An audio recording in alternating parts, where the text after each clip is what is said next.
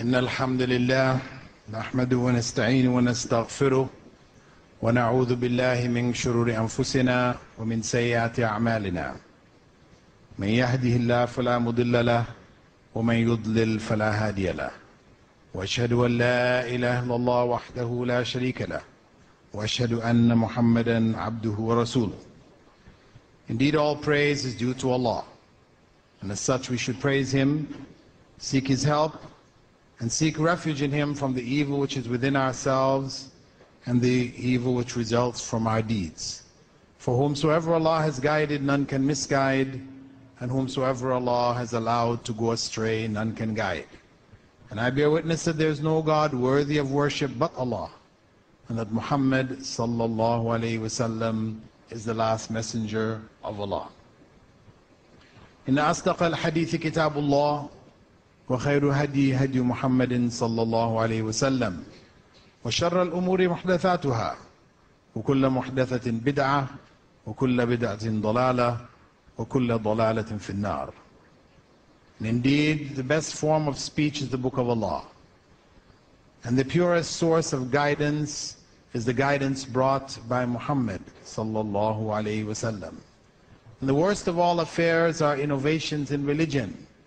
For every innovation in religion is a cursed innovation, a source of misguidance leading ultimately to the hellfire.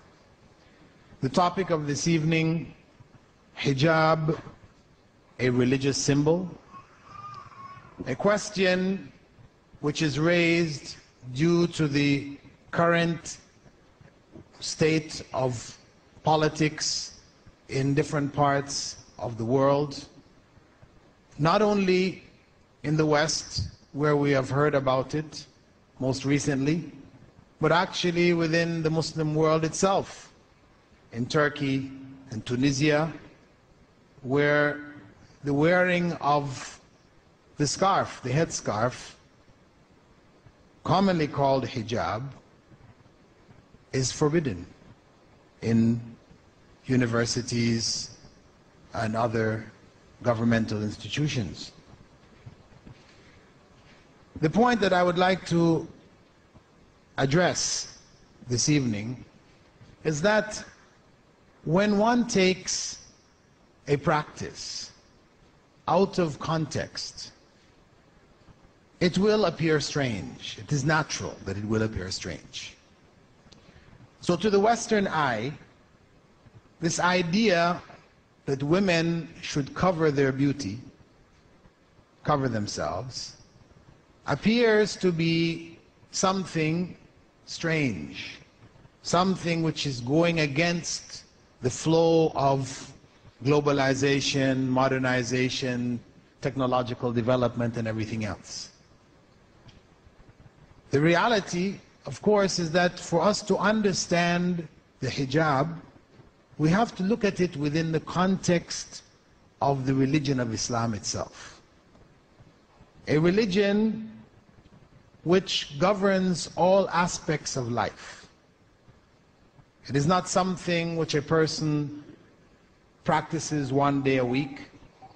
It's the personal and individual decision of the individual person, but it is the way of life of a whole society, a way of life which Islam teaches was revealed by God, first and foremost with the creation of the first human being on this earth, Adam, and his wife, Eve. And all the subsequent prophets who arose amongst humankind, missioned by Allah, by God, the Almighty, to convey to humankind a message from Himself as to how a human being, male or female, should live their lives. This way of life, which God taught the prophets, and the prophets conveyed to the various peoples to whom they were sent, this way of life is known in Arabic as Islam, submission to the will of God. We believe as Muslims that there was only one religion which was revealed by God. He did not reveal a variety of different religions, so people follow different beliefs and different practices and are at odds with each other. No. God is not the author of confusion. He wants people to be guided to live the way for which He created them. So that religion, which is a comprehensive way of life, has a legacy which we can see today in various parts of the world. That legacy is a legacy of modesty, one which appears in the story of Adam and Eve. When they disobeyed God, became aware of their nakedness, their first instinct was to cover themselves, to cover their nakedness, the private parts of their body. They sought to cover it. And this is a part of the religion of God, as manifest even till today in the scriptures of other major religions, as well as in the icons and the images that we can see in various parts of the world. The West, which currently raises the biggest objection to hijab, when one looks in Christian tradition, one finds all of the images where the mother of Jesus, the women around Jesus are portrayed wearing hijab. And even when one looks at the garments, even of some of the other ancient societies, whether Egypt or Greece, etc., though they did go through periods of laxity and nakedness, you will still find a basic core of covering the body parts in a modest way. So modesty in general, when we go throughout the world, is a part and parcel of human society. That people should cover elements of their bodies. And if we look at the actual definition of modesty, according to Webster's 20th Century Dictionary, it states, not displaying one's body. That is the fundamental meaning of modesty. Not displaying one's body. This continues in some sects of Christianity, like the Amish and the Mennonites. Their women are completely covered, women and men. They cover themselves up. Their heads are covered. It may not be in the form of hijab, but they cover in a kind of a bonnet, etc., which they cover their heads. And this can be found in the scripture, in Corinthians, in the writings of Paul, where he says, every woman who prays or prophesies with her head uncovers dishonors her head. It is as though her head were shaved. If a woman does not cover her head, she should shave her hair off. And if it is a disgrace for a woman to have her hair cut off, then she should cover her head. And we know the tradition in Roman Catholicism of nuns wearing their garment known as the nun's habit, which covers her in such a way that were it not for the particular style in which they're covered, one would have to say she is covered like a Muslim. Hijab, wearing hijab. So when we look at the issue of a woman covering herself in what is referred to as hijab, and we should know that the term hijab, though it is currently understood to mean just a scarf, that the headscarf in Arabic is really called khimar. And this is mentioned in the Quran as well as in the Sunnah, where women are told to bring their headscarves over their bosoms to cover their bosom areas so that their chest areas would not be exposed. Because the wearing of a head garment was known in Arabia. People did wear it. But they wore it in such a way that it was to the back and their chest areas were exposed. They didn't have buttons and things, so necks were cut and body parts tended to be exposed. So the Quran instructed that the headscarves would be brought over the bosoms and they would be covered. Where we do find the term hijab in the Quran, it refers to a barrier between the salt waters and the fresh waters. We find it also referring to a veiling for the wives of the Prophet, may God's peace and blessing be upon him, so that none would see them, because they were not permitted to marry anyone after the Prophet, so that no feelings, etc. would develop. They were veiled from the public, except for their relatives. However, the term hijab, it, as I said, has come to refer to the headscarf. So the headscarf is only an element of hijab. And really, the concept of hijab involves covering a woman completely. According to most scholars, it is except for face and hands. According to some scholars, it is also including the face. But covering her completely when she's outside of her home, as well as covering her from males who she could marry within her home. Because the hijab, although people are commonly looking at it as being just the outer garment that is worn when they go outside, when a woman goes outside, but also within the home itself.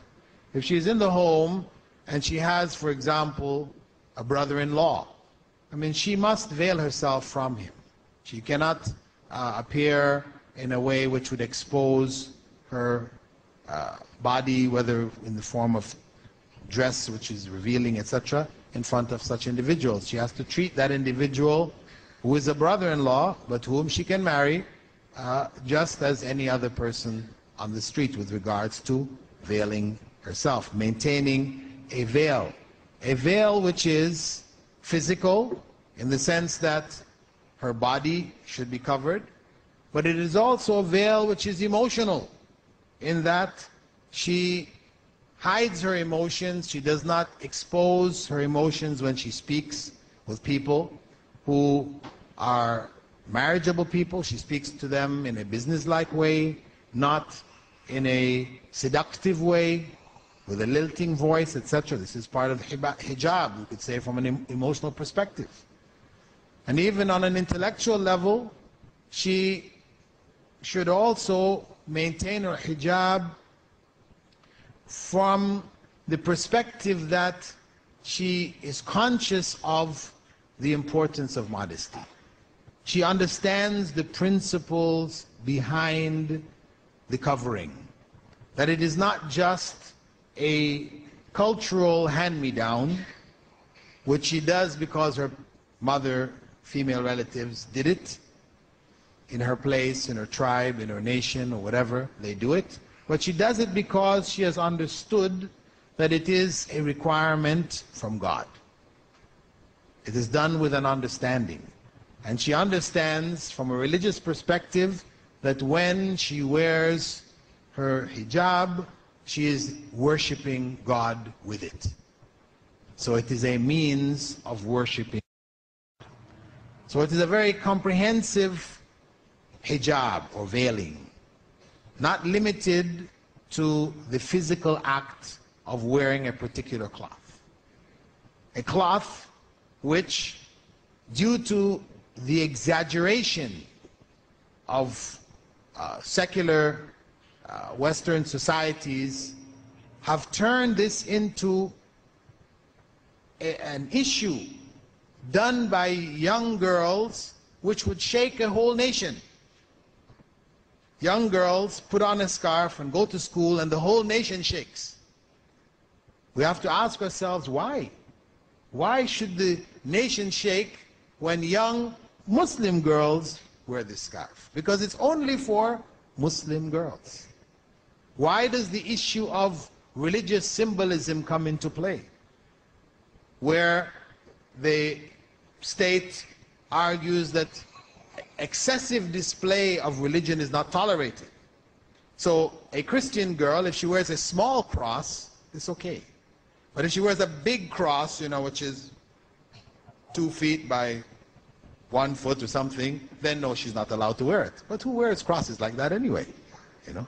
So for the Muslim woman or young girl, she puts a scarf on her head and immediately this is an excessive display of her religion.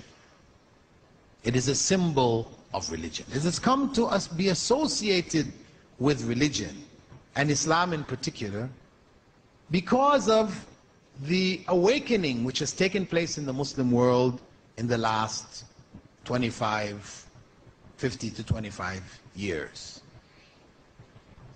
In the era of colonization of the Muslim world, many women removed their veils.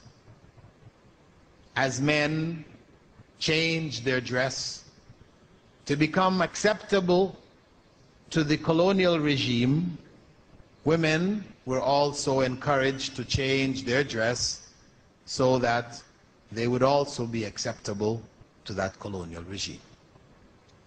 But with the rise of Islam in the 20th century, the most obvious sign of its return was the woman wearing the veil, covering herself with a headscarf as well as covering her body, etc. So it became identified as a symbol of fundamentalism, fundamental Islam, extremism, when in fact it is basic to Islam. So basic that we have the clear statement, for example, in Surah Al-Ahzab, the 33rd chapter of the Quran, verse 59, Ya ayyuhan nabi, قل لأزواجك وبناتك ونساء المؤمنين يدنين عليهن من جلابيبهن ذلك أدنى أن يعرفن ولا يؤذين. O Prophet, tell your wives, your daughters, and the women of the believers to cast their outer garments over their bodies. That is best in order that they be known and not be harmed. So there's a clear instruction in the Quran for women to wear these garments, to cover themselves. So when we talk about issues of symbolism, we cannot compare the hijab to a cross, which is a symbol. It's a symbol of Christianity. Or to a dove, which is a symbol of peace. These symbols represent something else. The cross is not Christianity. If a Christian wore a cross or he didn't wear a cross, it would not change the quality of his Christianity. If a person used the symbol of a dove or they didn't use it, that doesn't indicate whether they are a peaceful person or not. The dove is only a symbol of peace. It is not peace in and of itself. Whereas the hijab for a Muslim woman, this is ibadah. It is worship. It is an obligation which God has put on her. Allah Almighty has required her to cover herself. So when we talk about removing the veil or removing the hijab, it is not the same as a Christian woman removing her cross. No. It would more be equivalent, as some people said, to asking a Christian woman, a practicing, modest Christian woman, to remove her blouse. That is what removing hijab for a practicing Muslim woman is like. As a modest, practicing Christian woman would be shocked if you suggested to her to take her blouse off. I mean, there are elements in this society Western society in particular, that don't have any problem about taking their blouses off. So we have that. But the modest, practicing Christian woman who feels that sense of modesty and chastity, etc., she would feel shy to expose herself in that way. Similarly, asking a Muslim woman to take off her hijab creates the same or similar effect. This is the equivalency that we should make. Don't equate it. Let us not equate it to taking off a cross or a Star of David or a yarmulke cap worn by the Jews. You know, it is a part and parcel of the religion itself. Now, as I mentioned, even though we accept that it is part and parcel of the religion, it is there for a reason, and it is important for us to understand that reason. Those of us in the audience who are not Muslims, this is not to say one must accept this understanding. At least one should be clear that there is a rationale, there is a reason behind it, which has nothing to do with oppression of women, which is how it is normally portrayed in the media, especially after Afghanistan, you know, as a means of galvanizing forces against that Muslim state. The woman covered in the burqa became the symbol of oppression of Muslim women who needed to be liberated. And, you know, Oprah Winfrey, you know, the big figures, female figures in the American movie industry, etc., you know, they galvanized the support of the feminists, etc., to try to liberate and educate Muslim women. This was the cause that they were driven and excited about. Reality, of course, is that after the removal of the Taliban, traveling in Afghanistan,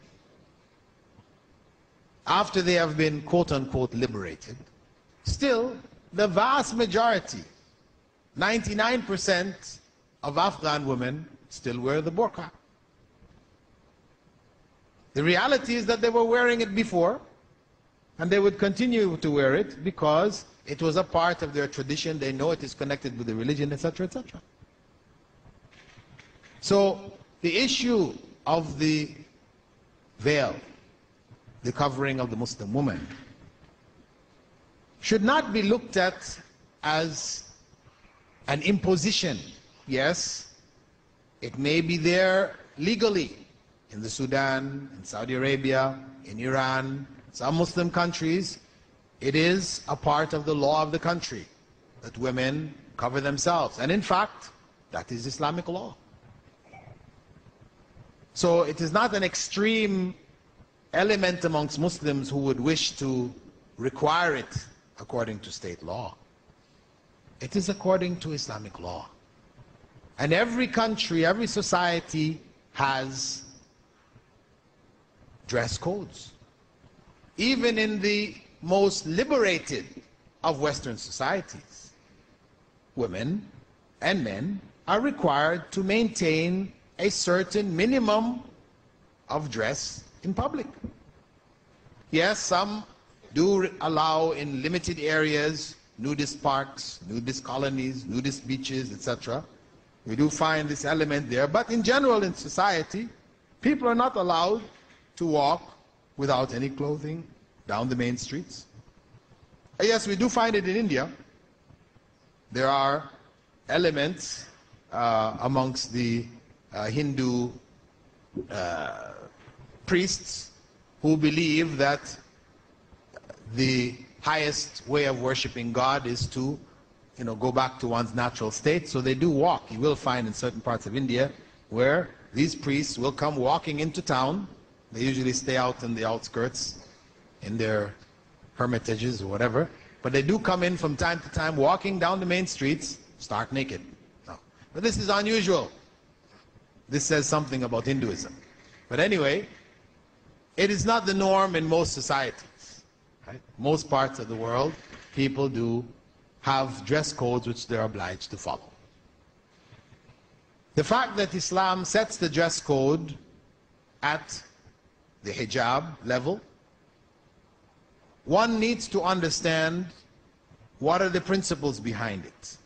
If it is not oppression, if Muslim women are not obliged to do this, and we should keep in mind the fact that Islam is the fastest growing religion in America, in Britain, in France, in Germany, etc. And in America in particular, where they have estimated the numbers of people converting to Islam at close to 400 people per day. 3/4 of them, meaning 3 out of every 4, are women. We're talking about American women who have grown up with a liberal view with regards to clothing oneself, choosing to cover themselves. So were it oppression, it should become evident in the context of America and Britain and these other Western countries. But in fact, what we find is the opposite. Women, when you read the writings of women from the West who have chosen to cover themselves, you will hear them using the term liberation. That it liberates them from the oppression of fashion, the fashion industry, which oppresses the woman to the degree that she has to spend so much of her time, fixing this and fixing that, and pressing this and pressing that, and sewing this and buying this and wearing that, and it frees her. She can leave her home if she wished, having just gotten up out of bed and walk out. Nobody knows any difference. She's not obliged to comb her hair in such a way and this and that and go. No. It liberates her. So when we go and look within the context of the Quranic verse which I mentioned itself, we find in it the reasons which God has prescribed for women to cover themselves. He said there, يُدْنِينَ عَلَيْهِنَّ مِنْ جَلَابِبِهِنَّ ذَلِكَ أَدْنَى أَنْ يُعْرَفْنَ وَلَا يُؤْذَيْنَ. Let them cast their outer garments over themselves. That is best in order that they be known and not be harmed. That they be known and not be harmed. 2 principles. That they be known. Known. That the hijab is a costume or a uniform which identifies them. As in every society, there are costumes and uniforms which identify people. The policeman wears a particular costume, so you know it is the policeman. The doctor wears a particular costume, you know he's a doctor. You go into the hospital, you don't go to the orderly or somebody who's cleaning the place and ask him to do a heart operation for yourself. No, he's not wearing that long white coat, you don't ask him for those kind of things. Similarly, the construction worker, he's required to wear a certain kind of helmet, certain kind of boots, etc., etc. Why? That he be protected from harm. That he not be harmed by falling bricks or whatever. So what you find is, in general, there are a variety of uniforms people wear to either identify themselves or to protect themselves from harm, or both. So the dress of the Muslim woman is first and foremost, as we said, one of her ways of worshiping God. It is ibadah, it is worship first and foremost. That's why she needs to know why she's doing it, and she needs to do it according to how it is prescribed, not just how she feels. So it becomes ibadah, or worship of God. That she be known. She be known as what? Because some people mistakenly think that when a woman wears her hijab, it's that she not be known. And this is why, unfortunately, many Muslims, or a number of Muslims, coming from this part of the world, will go to the West and transform themselves. It's a phenomenon which I observed when I was first in Saudi Arabia studying. When I would fly home on the plane, women, when they first got on the plane, they would be wearing complete garments. Then when the halfway through the flight, transformation starts. By the time the pilot announces we'll be landing in New York in so many, you can't see any more of those garments anymore. People walk off the plane, you know, looking like Western women in Western dress. And similarly, the opposite, getting on a plane filled with a whole bunch of Westerners, but by the time they announce we'll be landing in Jeddah or we'll be landing in Riyadh, all of a sudden we see all these garments worn again and people get off the plane completely covered.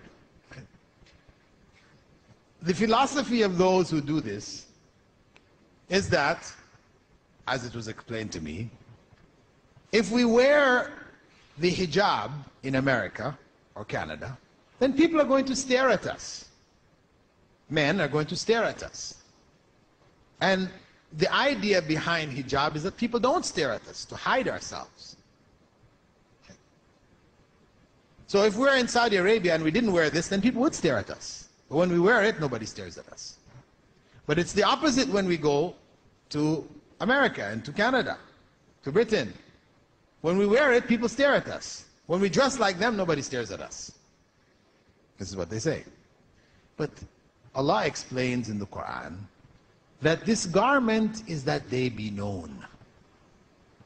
Not that they be unknown, that they be known. In what sense? That they be known in the same way that a nun in that society is known. Because nuns wearing their full garment are not commonly seen walking the streets, if one comes walking down the street or gets on a bus, the men will stare at her. They will all turn and look at her. Watch her as she walks. Similarly, if a woman in the summer comes out wearing the scantiest of clothing, they will also look at her. You know, gets on the bus, they will look at her walking down the street. But now we have to ask ourselves, are these looks the same? No. One look has one meaning, the other look has another meaning. When they look at the nun, they are looking out of curiosity. Strange, it's all covered up. But they don't have behind it any kind of desire. They know that this person is unapproachable. This is a holy person. And truly, when I first came into Islam in Toronto, and my wife started to wear hijab, covering herself with a scarf, when we used to get on the bus, people used to jump out of their seats and offer her a seat. They thought that she was some kind of, you know, nun. And some people even asked her, what order of nuns do you belong to? So there was this respect. And that basically, when a Muslim woman wears her hijab, this is the kind of respect that she is seeking. That people, males in particular, would not offer, would not approach her in a sexual way, in a way which is unacceptable Islamically. No. If they have to deal with her, they deal with her in a business-like fashion. As a person, not as a sexual object, which is the sad state of females in general in the West, in Western society. They have become sexual objects. They are used to sell products. If you want to sell the latest Corvette, what do? In your ad, Do you talk about how big the tires are? How fast it goes? How long it takes to go from 0 to 60? The size of the engine? That may be there in small writing. But the message, when they show that image in the magazine, is a red Corvette with a woman lying on top of it in a bikini. This is the message. You want to sell your Corvette? This is how you sell it. Any car, any product, you sell it using the female body. So Islam rejects this. This is unacceptable. This is dishonorable. This is exploitative. No, a woman should be honored, held in an honored position, and not turned into a sexual object. So her dress is a fashion statement that she is not to be treated in that way. She makes a clear statement to the society around her. Similarly, this dress is to protect her from harm, as Allah said, as God said in the Quran, وَلَا يُؤْذَيْنَ, that they not be harmed. The harm refers to what happens to women in a society in which they are not veiled. Women, when they come in contact with men. And of course, the blame lies on the men, primarily, because all of the harm, or 90% of the harm, is males harming females. Whether it's in the military, how many staff sergeants are now being charged for raping their female soldiers under their command? You know, large numbers of decorated heroes, war heroes, charged with rape in the military, the Air Force, the Navy, in the medical profession. How many doctors are being charged for abusing their position with female patients? Whatever profession one goes into, where males and females are mixing, women are writing books about the harassment of women on the job. Harassment which is not abating.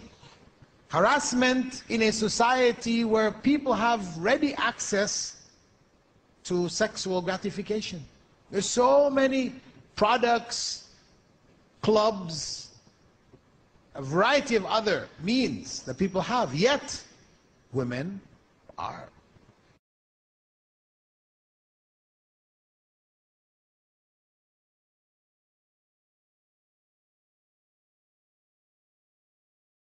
Law books that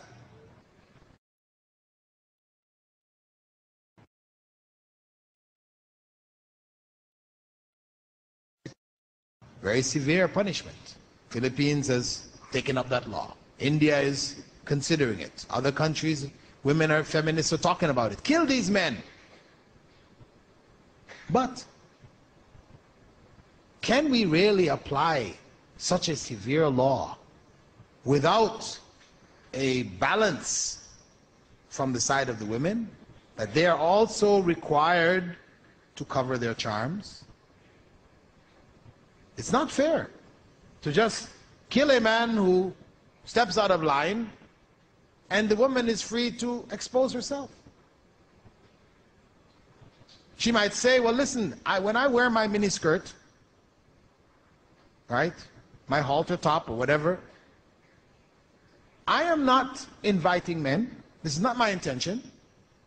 My intention is just to look nice. This is the style, and this is what is considered to be nice, and that's how I want to look. But this is not the point. The consequence is that men are attracted in this way. Common sense tells us that we should avoid this kind of clothing to minimize the abuse, the harassment which is taking place in the society. This is common sense. For example, in Canada, some years back, maybe about 5 years ago, women argued for the right in summer to walk the street topless. Since in summer men commonly will wear shorts and go walking down the main streets topless, right? They call it bare-chested. They said women should have the right to do that, because if a woman did it, she would be arrested for lewd conduct. They said, why? Why should we be arrested for lewd conduct when the men are able to do this? You know, men and women are equal. No, that's what we said in the Constitution, they're equal, so we should have the right. They argued and won. In Ontario, Toronto and the rest of Ontario, it is permissible for a woman, in summer, because this is when they would do it, to walk down the main streets topless. However, since that law was passed 5 years ago, there is no record of a single woman doing it. Why? Common sense tells them that if they did it in public, going down the main streets, they would suffer. They would suffer. So they choose not to do it. That's common sense telling them. So similarly, when we talk about dress, we should keep this in mind, that women should be required to cover themselves, and at the same time we should have strong laws dealing with those who are involved in rape, who would harm women in this way. And there's an article I have here, which is from the USA Today, called Men, Women and Sex, We Need Your Help. Darren Snyder, a reporter for USA Today, non-Muslim, he's writing, he says, do your skirts have to be so short? Do your jeans have to be so tight? Can't your clothing be less provocative? He's a non-Muslim writer. And he goes into discussing the need on the part of women who complain about harassment of men, that they should also dress themselves in a more modest way. And he actually states in here, he says, talking about the men first, and he puts the blame, he says, yes, men, it's men's fault. He says that that's the men's fault. But he says it's a difficult dilemma for women. Many men have one-track minds. Even if women wore bed sheets and drapes, some men would still be able to indulge in whatever visions tickle their fantasies. But if you dressed, say, in long flowing, loose-fitting garments, like some traditional Muslim women, you don't have to cover your face in my book, he said, this is him. It would be easier on men trying to overcome the entrenched notion of man as a sexual hunter-gatherer. He said, men need your help. Our spirit is willing, but our flesh is weak. So, this is a non-Muslim writing on this matter. This is reality. So when we look at the rates of rape, for example, in North American society, where if we just look at 3 years, 1994, 1995, 1996. In 1994, you had 251,560 rapes and sexual assaults. In 1995, you had 354,670. In 1996, you had 432,000, sorry, what figures am I using here? First one was 251,560 in 94, 354,670 in 95, and 432,330 in 96. We're jumping almost by 100,000 every year. This is a trend which you can extrapolate backwards to the turn of the century, so that the graph appears to be going down. It's rising as we go forward into the 2000 and 2001, 2002. If we look at that graph, and we look at the graph for women's clothing from the turn of the century, where women used to go bathing in full dresses in America, Women went bathing in full dresses. And men even covered themselves completely. Till today, where people go bathing virtually naked, wearing bits and pieces of clothing.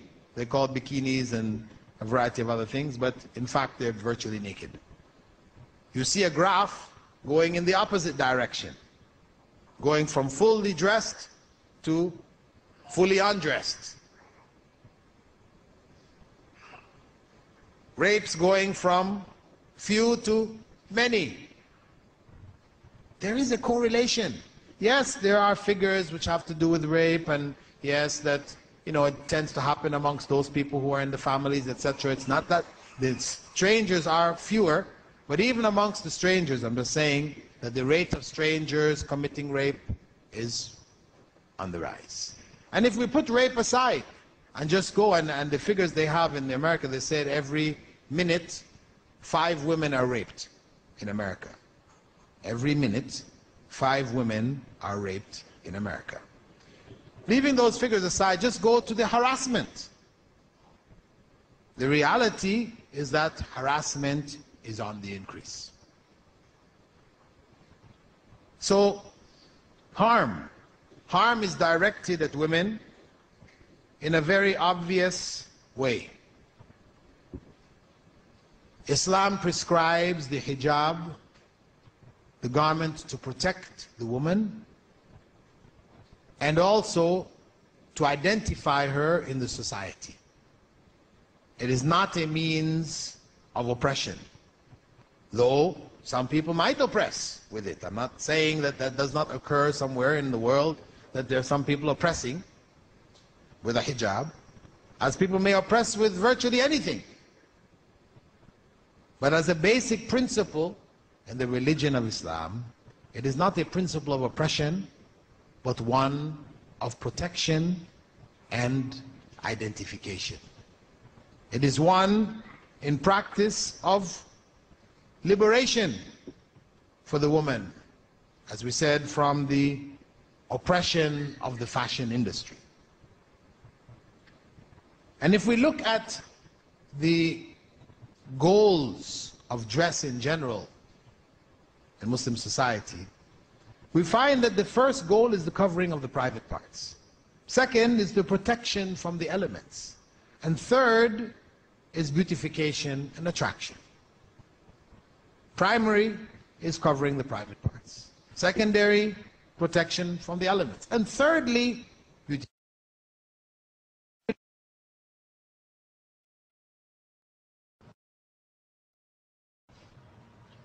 That global culture which is coming on MTV and all the other sources, we can see that the primary purpose of clothing is beautification and attraction. Beautification and attraction.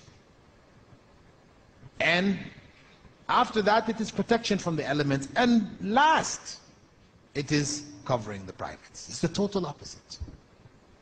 This is why you will find in the dead of winter in Chicago, where the cold wind known as the hawk,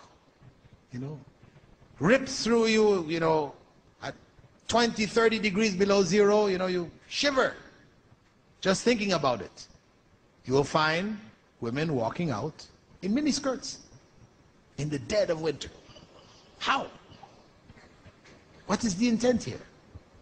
Obviously, it is attraction of the opposite sex. Well, the woman might say, as I said, it's just style. But the bottom line, the fashion industry is geared towards attraction. That is the goal. So, Islam seeks to bring all of these principles under control. It's a part of a system. And this system actually does not exclude men. The system actually does not exclude men. There is hijab for men too. No, they're not required to wear the scarf, the khimar, but they are required to cover their bodies primarily between the navel and the knee. That is the minimum. Should be covered in a loose garment. which does not form and shape the private parts and expose it. That is the requirement. Unfortunately, many men today in the Muslim world, while being very vigilant to ensure that their women are properly covered, will leave their homes improperly covered. They will wear garments which in fact expose their private parts. Garments which they wouldn't accept for their wives, their daughters, etc. But they're wearing it themselves. And this is something that men also need to keep in mind. So, in summing up the topic, hijab. Hijab, as it faces the secular system which is now being globalized. Secularism which seeks to remove religion from all elements of government and public policy. Which says basically religion are all the same. You can follow whichever one you wish, but don't use it as a symbol. Don't symbolize it in public, schools, etc. This global culture which is coming finds in front of it the Islamic culture. There's a clash, head-on clash. Islamic culture which requires that a woman cover herself. This is a part of the religion.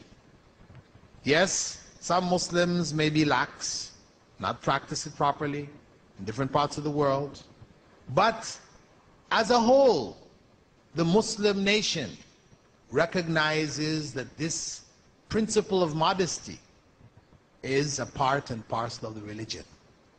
So it will stand in opposition to the culture which calls to nudity, calls to liberalizing and liberation, exposure which is transformed or manifest in the exposure of the bodies of males and females, and in particular in the case of females.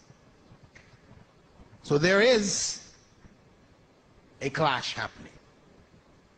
That clash does not have to be if that global culture accepts cultural differences. It accepts the right of people to practice their religion as it has been prescribed. Then there is no need for the clash. They accept the principle of hijab within the context of Islam, within the context of a system which promotes modesty, encourages, prescribes modesty. That this is the right of that system and those involved in the system to practice this. So if those who are currently raising such a clamor against the hijab were to wake up to the realities and accept it and embrace it as a part of the cultural diversity of human beings, then there is no problem. In fact, those countries that see schoolgirls wearing a scarf, Muslim schoolgirls wearing a scarf, as a challenge to the system. They want them to conform. They want them to be absorbed by the culture, the home culture. That is their goal. In fact, banning the headscarf will not achieve that goal. It will actually defeat it, because many Muslim families will choose instead to take their children out of schools, these state schools, and put them into Muslim schools, where their values will be reinforced, And where, as the society sees it, fundamentalism will thrive. So actually, they are shooting themselves in their feet. The goal that they intend will not be achieved by the methods that they are applying. So hijab, though it is a symbol of an awakening to Islam, it is among the practices of Muslims. It is not a religious symbol in and of itself. It has symbolic value, but it is not a religious symbol in and of itself. It is an act of worship. It is a religious obligation. And as such, Muslims as well as non-Muslims need to understand it in this context. And having understood it, then the problems which we are facing today in the Muslim world as well as the non-Muslim world, though most of the problems seem to be in the non-Muslim world, these can be resolved quite easily. Because Islam is not confrontational. It is not a violent religion. It doesn't seek to impose its way on people. It is a religion which thrives in peace, in times of peace.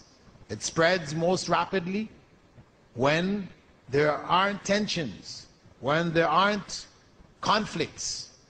When we consider the spread of Islam to Indonesia, 200 million Muslims, not a single Muslim soldier set foot in the largest Muslim country, became a Muslim country from trade, merely from the trade of Muslim traders leaving Western, Southeastern Arabia, Oman, Yemen, traveling there and trading. So, in summary, Islam is a complete way of life. The hijab is a part and parcel of that way of life. It is not imposed and it is not oppression. It is a means of worship for females. They worship God by wearing it. And it is also practically in the society a means of identifying themselves and a means of protecting themselves from harm. It also protects the society from the harm which comes from exposure. So it protects themselves and it protects the society as a whole. The hijab is not only a physical garment worn, but it is also a state of mind, a state of emotion, where a person, a female, wears that garb to worship God and maintains all of the requirements of that garb in all of their dealings in the society, whether outside their homes or within their homes, whether among males or even among females. There are requirements in dress. Though it may be relaxed amongst females, it is not relaxed to zero. There are still requirements of Muslim females, even in the presence of other Muslim females. Similarly, hijab is not restricted to females. It is also a part and parcel of male dress. There are requirements, hijab requirements of modesty, of covering, of maintaining an even keel in the society with regards to sexuality, sensuality, that it is kept under control. Though today, from a Western perspective, when one thinks of the veil and this hijab, the image which comes up in many people's minds is that of the 1001 Nights, the harem, the women, belly dancers. You know, this is some of the images which people conjure up. Of course, these are stories, entertainment, novels, fiction. Yes, there may be elements of truth in them, but the whole truth is that the veil, the hijab, is an element or an instrument of worship in Islam, and not one of heightened sensuality. It in fact lowers it in the society, and this is the purpose for which Islam prescribed it. With that, I conclude my presentation, and we will give you an opportunity now for questions. Females may give their questions. There is amongst you one of the sisters who can take those questions down to her father, Brother Niaz, who can collect them and bring them forward. Questions from males, we can take them in the written form, as well as if you'd like to just raise your hand, we can also take questions directly from the floor.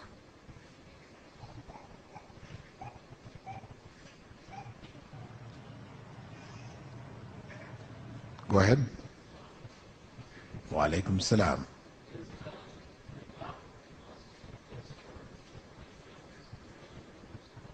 Okay, brother's question concerning niqab, or the face veil. Is this a must and a requirement for Muslim women? Well, this is an issue over which Muslim scholars have differed. Some hold that it is not an obligation, but those who hold it's not an obligation hold that it is a strong recommendation. And others hold that it is an obligation. You do have an element amongst modernists who would even go so far as to claim that it isn't an obligation at all. Even the khimar, or the scarf itself, but this is something cultural, and that modesty is only a principle and an idea that can vary from society to society, and as long as you maintain what may be classified as modesty, you're okay. So if you're in the West, what constitutes modesty, which might constitute nakedness in the Muslim world, is okay. You know? But this is, of course, an extreme view which steps outside of the bounds of Islamic law. An Egyptian scholar stated that France is permitted to pass a law banning hijab. Muslims should move to Muslim countries. What is your view, especially for Muslims whose home is in the West? Well, whether France is permitted to or not, that is up to them. Of course, it's their country. They can do what they want to do in the country. But it is something which may be fought legally, because there are also people from various areas of human rights who have actually opposed this. There is an article which is available on the internet, written by one of the big human rights organizations, in which they recommend, that they call on France actually to take this back. Human Rights Watch. They said the proposed law is an unwarranted infringement on the right to religious practice, said Kenneth Roth, Executive Director of Human Rights Watch. For many Muslims, wearing a headscarf is not only about religious expression, it is about religious obligation. He has understood the crux of the matter. He said some supporters of the proposed law, known as the draft law concerning the application of the principle of secularism in schools, junior high schools and high schools, which would come into force in September, believe it is necessary to uphold the separation of church and state in education, and to protect the secular state from the perceived threat of religious fundamentalism, particularly Islamic fundamentalism. However, protecting the rights of all students to religious freedom does not undermine secularism in schools. On the contrary, it demonstrates respect for religious diversity. a position fully consistent with maintaining the strict separation of public institutions from any particular religious message. Human Rights Watch recognizes the legitimacy of public institutions seeking not to promote any religion via their conduct or statements. But the French government has taken this step further by suggesting that the state is undermining secularism if it allows students to wear religious symbols. So this is Human Rights Watch, a non-Muslim organization opposed to the ban which is being proposed in France. Now, Muslims should move to Muslim countries. Well, I mean, this of course is something which may not be practical at all. Of course, Muslims, wherever they find that practicing Islam becomes difficult, they are obliged to migrate, to make hijrah. This is an obligation which remains on Muslims until the last day. So the obligation to migrate is a general obligation which Muslims are faced with wherever they are. Even in Muslim countries where they have difficulty practicing Islam, they're obliged to migrate to another area where they can better practice Islam. As for the majority of Muslims, for example, in Western countries who cannot migrate, their responsibility is to try to implement Islam as best they can and to convey the message of Islam to the non-Muslim society in which they live.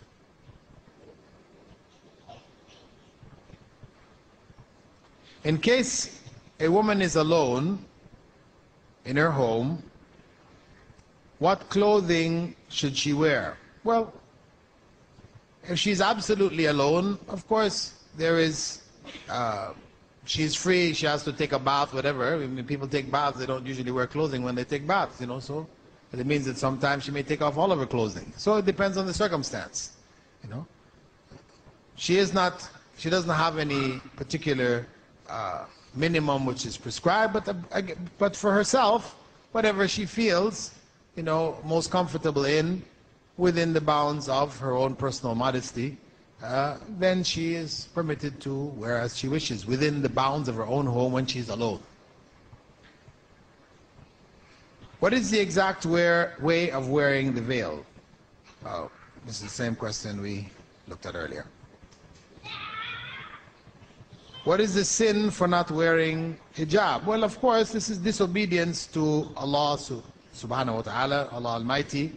Women who expose themselves, depending on the severity of the case, could end up it being a source of punishment for them on the Day of Judgment, in the hellfire to some degree, for some period of time or whatever. It just depends on the severity of their acts. But in general, a Muslim is required to try to obey Allah's commands as much as they can. The nature of women and men are different. Isn't it also the nature or the way a man is created according to the Quran as one of the reasons why men look at women in desirous ways? Yes,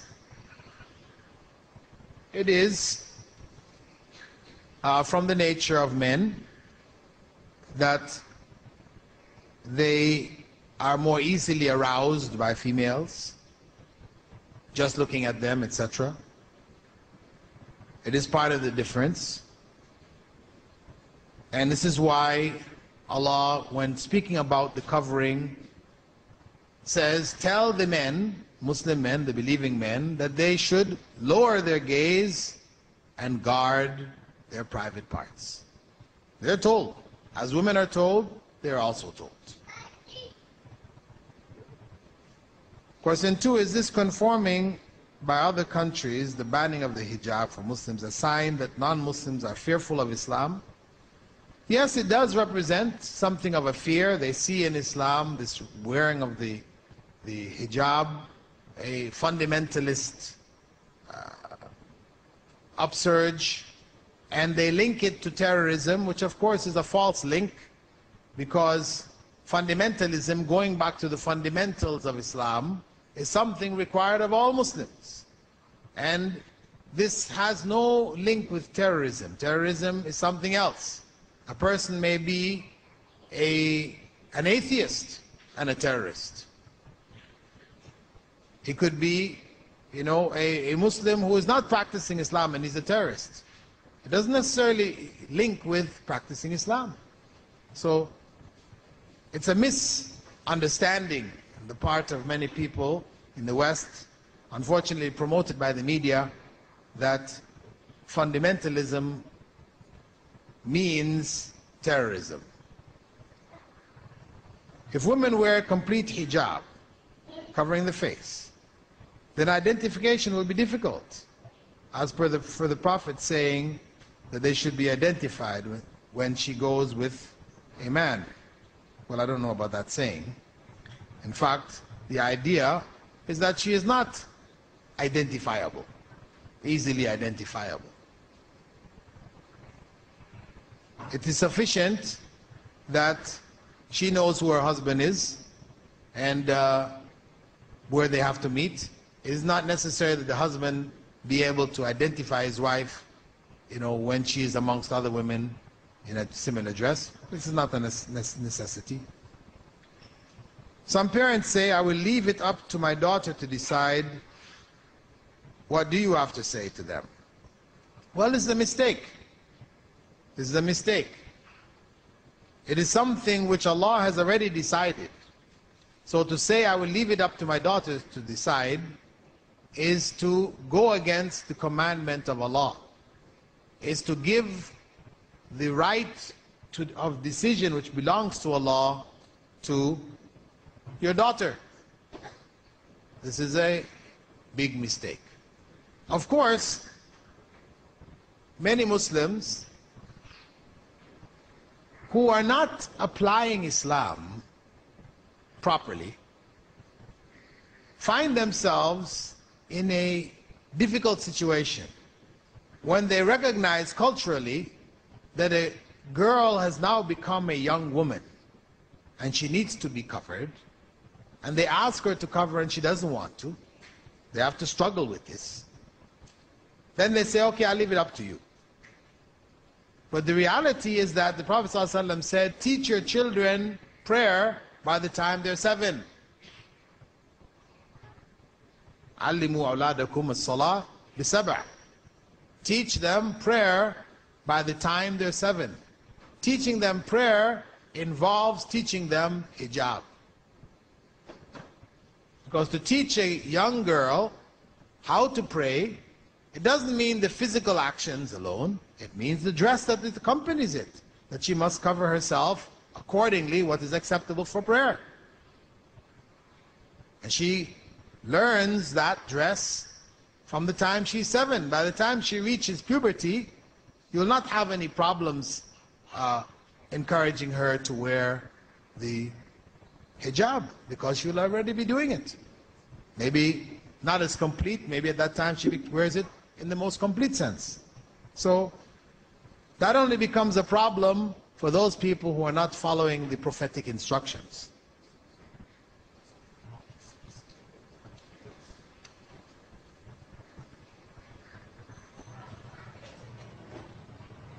How long would it take for Arab women to take off the hijab, going at the present trends?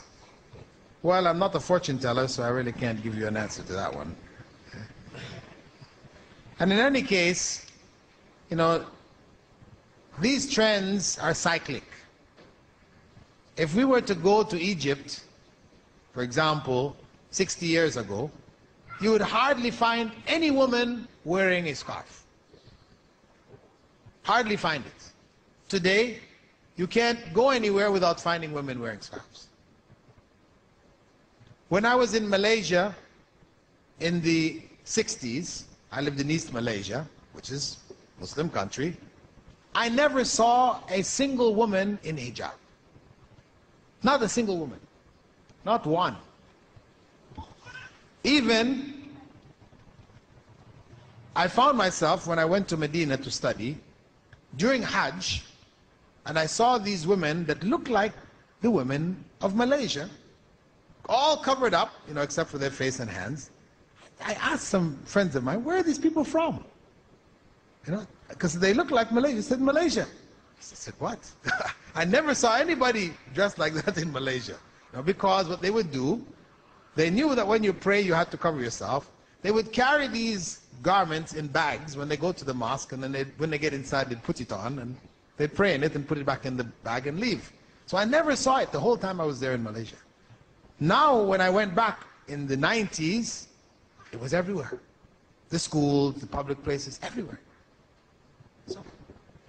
So even if you may find a society leans at one point towards a relaxing, the overall trend of Islamic awakening will help it to come back in line.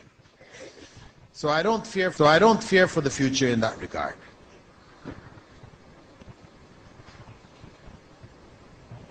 Question: you speak of extremes in the West, topless, miniskirt, etc. But are gloves, niqabs, to the point where women cannot see, etc., not extreme as well? Why can there not be a respectful middle ground of conservative, modest dress? Thank you. Well, the degree to which a woman covers herself, if she chooses to cover herself to the point, as you said, where she can't see well, I mean, of course, that may be a bit of an extreme, you know, where it's going to hinder your walking, you're bumping into poles and falling and tripping and things like this. So we said this is an extreme, you should at least have a minimum of being able to maneuver in society, right? So, but still, even with the niqab and the glove, we can't say niqab and the glove is extreme. If it is sanctioned by the religion and a woman chooses to do so, then that is her option. There is no harm coming from it to the society or to herself.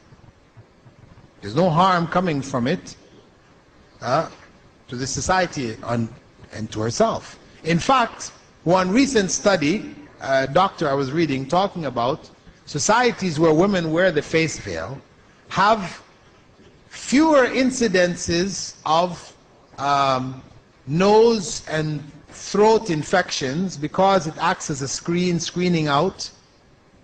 So there's benefits, in fact.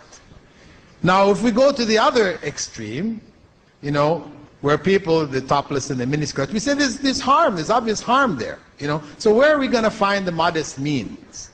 Okay, what do you consider modest? What you consider modest, another person may not consider modest. You know? So we have difficulties. If it's left to the individual to decide, then we have problems. This is why, as Muslims, we say, leave it to God. Let God decide. Because we really don't know what's best for us. So this is the Islamic approach to it. As I said, abuse of women, you know, harassment of women in general, sexual harassment of women, which sometimes may reach the point of rape, and many other times it's not to that point. We do, common sense does tell us that this is going to be related to clothing. This is just basic. For a person to say, no, it has nothing to do with clothing. If I wear a bikini, it's not going to excite men. And in fact, if I wear a complete covering, you can't see anything of me, that might even excite them. Yes, there may be a man excited by that. But all men are excited by the bikini. That's reality. You know, let us not fool ourselves.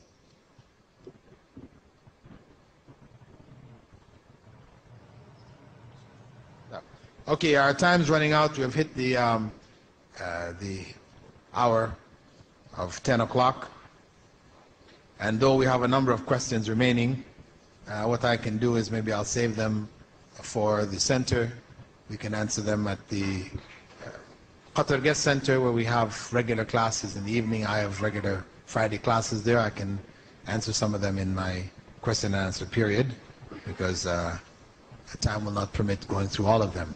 And if you didn't receive a brochure before leaving, please collect one, which informs you about the Qatar Guest Center, which is the main body involved with setting up this program.